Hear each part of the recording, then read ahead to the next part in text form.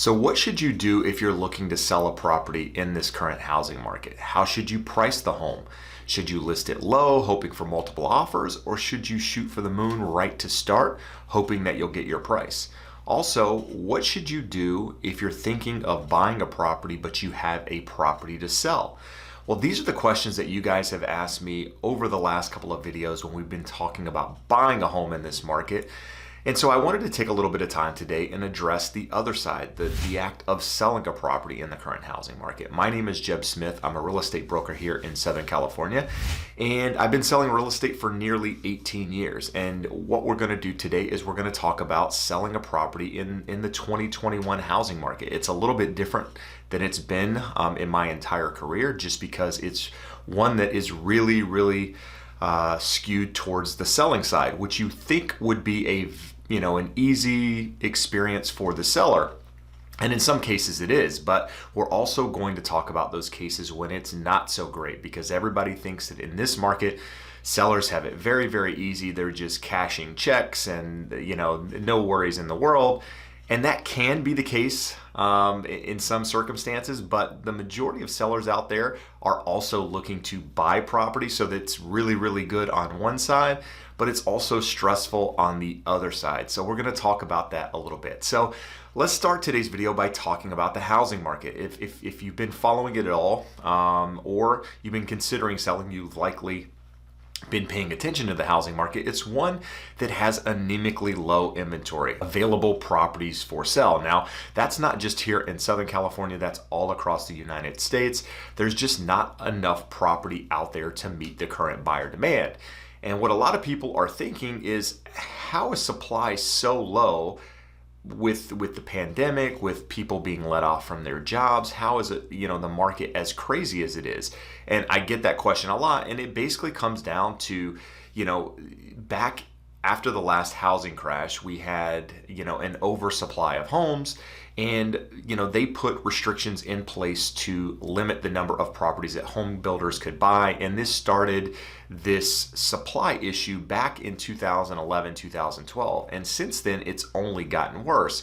And at the same time, you've had some changes in, generational moves and what have you, where people are no longer selling their properties, and with interest rates coming down to all-time lows, now people can refinance their property and stay in it, whereas before they thought it was going to be too expensive. And in addition to that, you've got millennials coming to the market, which is the largest buyer pool to ever enter the housing market. They're now prime buying age, and they're starting to buy property. So you've got all of these factors playing into it, in addition to things that happened during the pandemic that made people want to purchase property. They were locked in small apartments. They now need to work from home, so they need more space.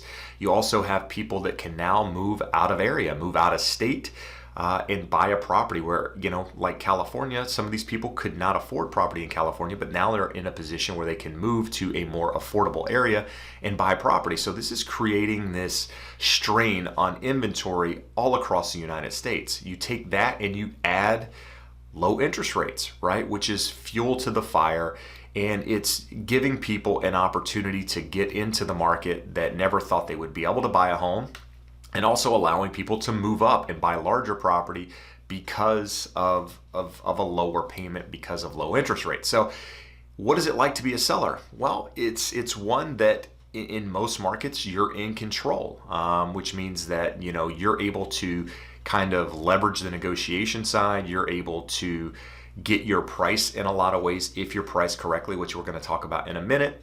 But it's one that is very much leans in your favor if you're a seller. Now, people, like I mentioned a moment ago, people think that sellers have it really easy. But if you're a seller and also a buyer, you're probably going to get the best of both worlds. It's going to be a really good experience on one side and a little tougher experience on the other. And what do I mean by that? If you're a buyer right now, there's just not a lot of property to choose from.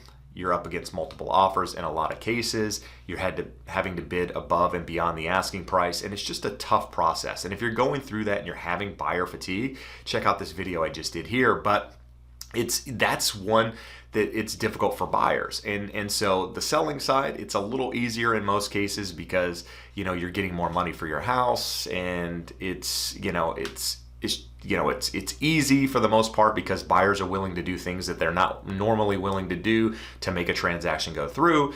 But if you're a seller who's also a buyer, you're going to have to probably deal with both sides of those things.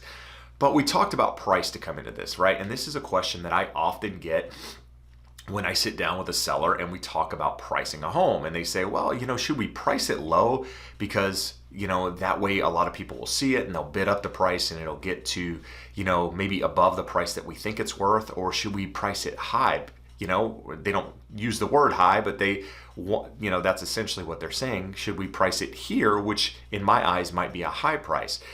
Or do we price it at fair market value? And so in this market, my strategy has always been to price a property at fair market value, regardless of the market, because, people typically see value in a price if you can support it with comparables and what have you. And so pricing it at fair market value has always gotten people to look at a property because it's reasonably priced, and if they're interested, they'll make an offer. In this market, it's really, really, really difficult to underprice a home, because anytime you underprice a home or you price it low, it does get multiple offers. It sees a lot of eyes see it, and some people think that that's the price. Other people see the value in that price and are willing to pay more and bid it up. The problem with pricing a property low is you may never actually get the price that you were ultimately in trying to achieve, because the idea with pricing it low is that there's going to be multiple offers and bid that property, that value up. Well, what happens if you only get one offer or two offers because it's priced low? Just because you price it low doesn't mean you're going to get this flurry of activity. And the same can be said for any strategy, but what's always worked for me and my clients is pricing it at what we think it's worth. We take the comparables in the market and we say, hey, look, this is where the last couple of homes have sold. This is what I think we should price it at. Now, the sellers don't always agree with that, and the seller is always right? Because they get to pick the price, and so we list at whatever the seller wants to list at. But we're having that conversation up front to say, this is what I think it's worth. This is where I think it should be. And if your price doesn't work out, we're going to be having this conversation again. And so pricing it at fair market value, you have the comps to support it. You can, give people an idea of what it's worth and show them how you got to that number if you're pricing it at fair market value. Now, a lot of people in this market want to shoot for the moon because the house down the street that was comparable to their house sold for X, and now they want to go X plus 3-4% because they feel like their house is nicer and the market is crazy and what have you. What I will tell you, in this market, as much as you can't underprice a home, you can definitely overprice one. Homes that are overpriced are still sitting on the market. This is no different than any other market right now, even more so because people see it. The buyers are armed with a lot of information, and they can look out there and see what other properties are selling for. And they know when a property's overpriced. And sellers have this idea that, well, if it's overpriced, then they'll just come in with a number that they think the home is worth and make an offer. Maybe, but also maybe not, right? Some buyers just shy away from properties like that because they feel like the seller is being unrealistic. So I would tell you, if you're considering selling your house in this market, fair market value is likely going to net you the most amount of money. And it seems silly because you would think, well, if people are going to bid on my house, if I underprice it and drive the price up, wouldn't I net more money that way? Potentially, but if you price it at fair market value, chances are you're still going to get that flurry of activity, and you're starting at a higher price to start. So when you have those multiple offers, it's likely going to bid it up well above where it would have been had you started lower. So I would say fair market value is definitely where you should price it in this market, regardless of where you're located. And then lastly, what if you're a seller who's also a buyer? I have these, and on occasion, one will call me and say, hey, Jeb, I found the perfect home. I want to go see it and maybe put an offer in on it if I like it. And my question to them is, okay, that's great.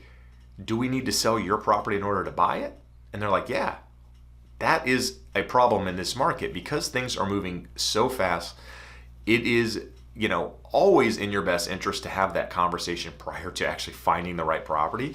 But more so in this market, if you're a seller who needs to buy a property, talk to your agent sooner than later, because have those conversations now. Let them guide you in the right direction. There are ways to list your property for sale, and go into escrow without you being homeless. And it's a better strategy to go that route versus trying to find the right property and then work backwards and try to sell your property.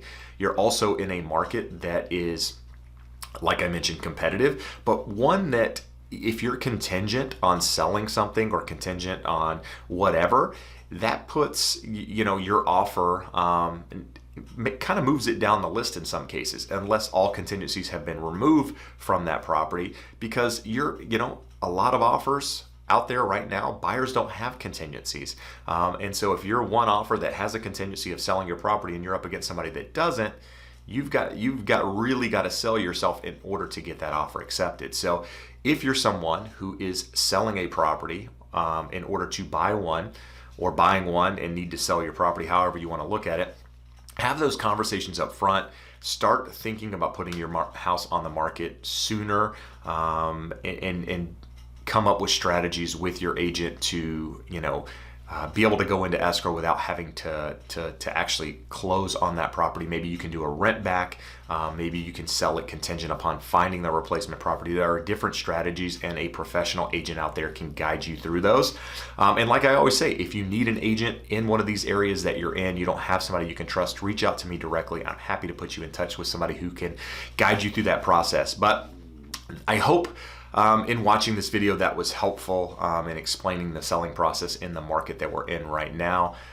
If you like content like this, do me a favor, hit that subscribe button. And if you found value in this, give me a thumbs up. So I appreciate you taking the time to watch. If you have additional questions, do me a favor, leave them below. For now, have a great day. We will talk soon.